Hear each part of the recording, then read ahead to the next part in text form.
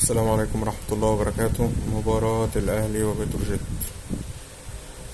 من أسوأ المباريات حرفيا، يعني الواحد اتفرج عليها الموسم ده لحد دلوقتي، وده بجد يعني. خلينا نبدأ بالتقييمات سريعا. محمد الشناوي 0، لازم يقعد. محمد هاني 2، ياسر إبراهيم 1، ياسين مرعي 3، محمد شكري 2، ديانج 6. يعني يعتبر كان احسن لعيب في الماتش، خاصة الشوط الاول. في كرة شالها يعني كانت شبه انفراد.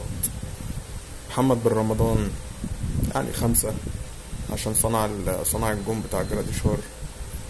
تريزيجيه 2، زيزو 1، بن شرقي 1، طاهر 0.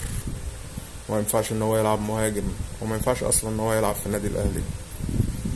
جراديشار 7 عشان الجون، مع انه ضيع برضو فرصة تانية كانت سهلة اللي رقص فيها، والمفروض كانت الزاوية فاضية يحطها بشماله في الجون، لف وحطها لقفشة، وقفشة بدل لما يحطها هو في الجون برضو عملها بالعرض، وفرصة كانت غريبة جدا يعني.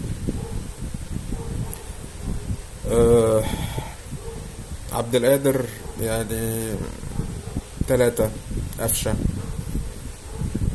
1، عمر كمال 1.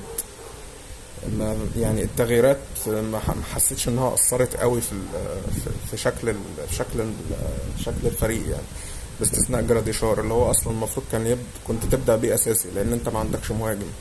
فانا مش عارف مين العبقري صاحب فكره ان انا العب بطاهر مهاجم وانا اصلا عندي مهاجم ومعاده جنبي على الدكه. حاجه غريبه جدا يعني بجد. يسترب انا ما كنتش عايز احكم عليه بدري جدا يعني دلوقتي، بس حقيقي بدأت ان انا اخد فكرة ان هو يعني واحد لابس بدلة وشكله حلو واقف على الخط وخلاص كده، والمساعدين هم اللي بيشغلوه.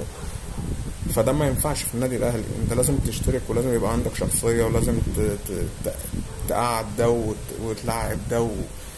لازم وتتكلم مع اللعيبه وتكون حازم وشديد معاهم، ولازم حد يتكلم معاه في النقطه دي. اللعيب المصري مش لعيب اللي هو بياخد الاوردر او الاوامر كده، لا لازم تقعد معاه وتقنعه، وممكن تزعق له، وممكن هي كده، هي الكره المصريه كده. ف الاهلي هيبقى بالشكل ده في السوبر يعني، ما يطمنش خالص. الشكل اللي شفته النهارده ده حاجة يعني سيئة جدا.